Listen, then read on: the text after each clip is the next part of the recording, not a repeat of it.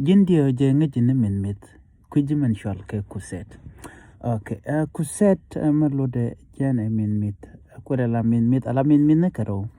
Te ke min mit dan menchu chu ke min mit dan dog dog. Duno kuset min mit menchu ne jene long lo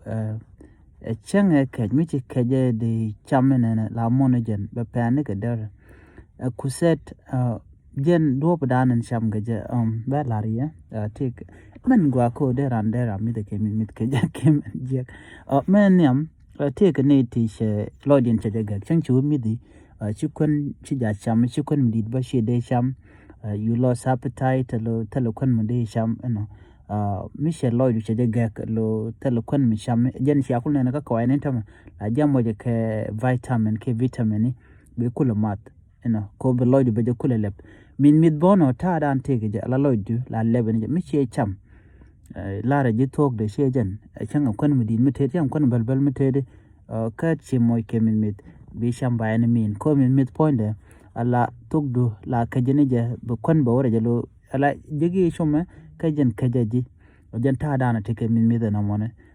jen kwale la kuset la da gwara lel ke je mi jeram no godong de kuset de je da te je de jogene ala so sudanis ne tingwan cham kan kuset long kemin mit kon ba kon wor ba cham kon kuset long ne dial cham kan kuset bar bon cham kan kuset kamen mi di me kan yen nen tin goyen ka jena ala kuset kan ya magoro bi cham magwa chiwo bu gwar ye bi chu la ne re kon jen la ja gwar ka liet bi gwar ba moy ka liet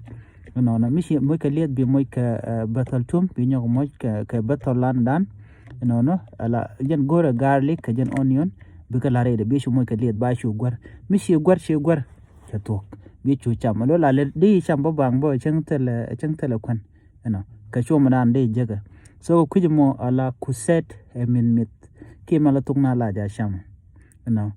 jen shale berber ka tok buñ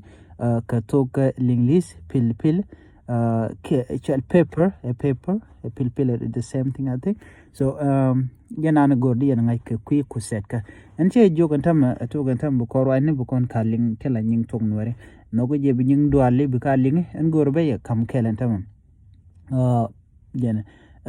marbel bel de tok rop bel to rop kwaje ka duno ku ko gora jan model hari mon en biata mal